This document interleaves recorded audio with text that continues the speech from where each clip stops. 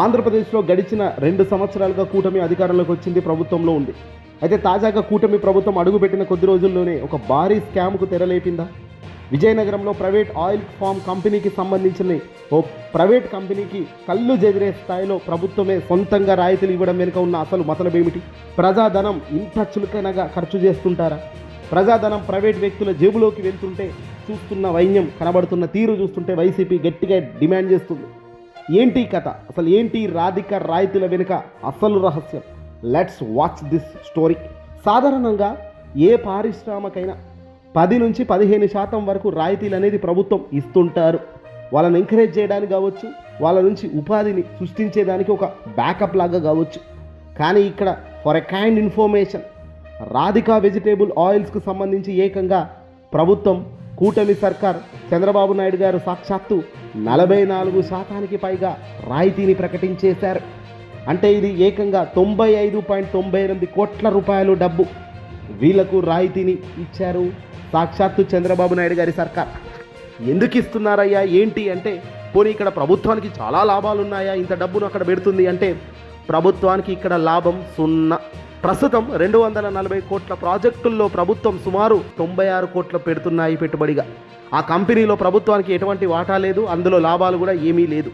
మరి ఎందుకు పెడుతున్నారయ్యా అంటే, ఈ రాయితీల వెనుక చంద్రబాబు నాయుడుకి సంబంధించి తెలుగుదేశం పార్టీకి సంబంధించిన దగ్గరి సన్నిహితులకు ఉన్నారు.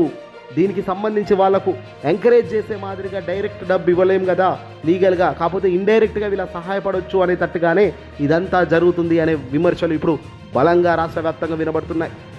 ఒకవైపు ప్రభుత్వం సంబంధించిన అనేక ఆంధ్రప్రదేశ్ ఆయిల్ ఫెడ్ యూనిట్లు డబ్బులు లేక గిలగిల కొట్టుకుంటున్న వైన్యం ఒకవైపున కనబడుతుంటే, మరోవైపున ఆధునీకరణ నోచుకోక ఇబ్బంది పడుతుంటే, వాటిని పట్టించుకొని సర్కార్ ప్రైవేట్ కంపెనీకి మాత్రం కోట్ల కట్టబెట్టడం వెనుక ఉద్దేశం ఇదే. ఇంతకు మించి ఏమీ లేదు అంటున్నారు ప్రతిపక్షం వాళ్ళు. గతంలో వైసీపీ హయాంలో ఆయిల్ ఫెడ్ యూనిట్లు బలోపేతం చేస్తే, ఆ ప్రయత్నం జరిగితే వాటిని ఇప్పుడు పూర్తిగా పక్కకు పెట్టి ప్రైవేట్ చేతిలోకి డబ్బులు పెంచుతున్నారు.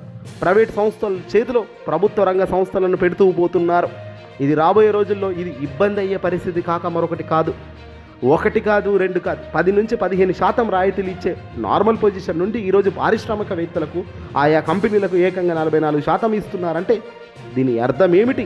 మీకు సంబంధించి మీకు జై కొడితే చాలు, మీ వెనకాల తిరిగితే చాలు, వాళ్ళకి ఎక్కడైనా ఎలాగైనా కలిసి వచ్చే కాలం సృష్టిస్తున్నది ప్రభుత్వం. ఇందుకేనా ప్రభుత్వానికి సంబంధించిన ప్రజలు ఓట్లు వేసేది?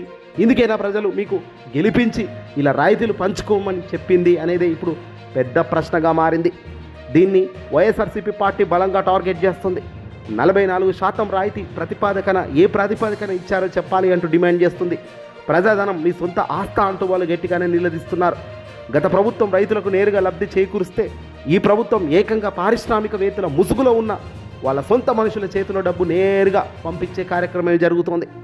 ఈ జీవో 53ను రద్దు చేయాలని, ఆ నిధులను వెంటనే ప్రభుత్వ రంగ సంస్థల అభివృద్ధికి కానీ లేదా రైతుల బోనస్గా కానీ ప్రకటించాల్సిన అవసరం ఉందని డిమాండ్ చేస్తున్నారు. ఇది ప్రజలకే నష్టం. ఇది నేరుగా అటు తిరిగి ఇటు తిరిగి ప్రజలకు దెబ్బ పడుతుంది. ప్రజలు చాలామంది ఇది మా డబ్బు కాదులే అనే భావన ఉంటుంది. కానీ ప్రభుత్వానికి ఇచ్చే 96 కోట్లు, ప్రజలు ఎక్కడి నుంచి వస్తుంది ప్రభుత్వానికి 96 కోట్లు? ప్రజల కట్టిన పన్నుల సొమ్మే ఇదంతా.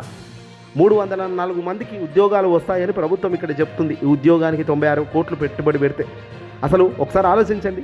300 మందికి ఉద్యోగాలు వస్తాయని చెబుతూ నిరుద్యోగాన్ని క్లీన్ చేస్తున్నాము ఇలా ఎంకరేజ్ చేసి పారిశ్రామికవేత్తల కంటే, ఒక్క పేరుతో ఒక్కో ఉద్యోగానికి ప్రభుత్వం సుమారు ఆ కంపెనీకి దాదాపు 31 లక్షల రూపాయలు రాయితీ ఇస్తున్నట్టు లెక్క.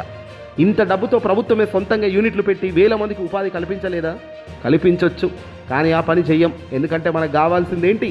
మనకు నచ్చిన వాడికి, మన కోసం వెనకాల నిలబడ్డ వాడికి ఇదిగో సహాయం ఇలా చేయాలి. కాబట్టి ప్రైవేట్ కంపెనీల చేతిలోకి రంగం వెళ్తే భవిష్యత్తులో రైతులకు గిట్టుబాటు ధర రానే రాదు, వినియోగదారులకు నూనె ధర అందవు.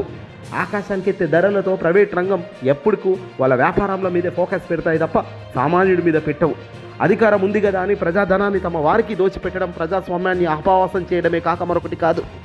రాయితీల పేరుతో రాధిక వెనుక ఉన్న అవినీతి తిమింగాలను బయటకు లాగాల్సిన బాధ్యత కూడా ప్రతి ఒక్కరిపై ఉంటుంది.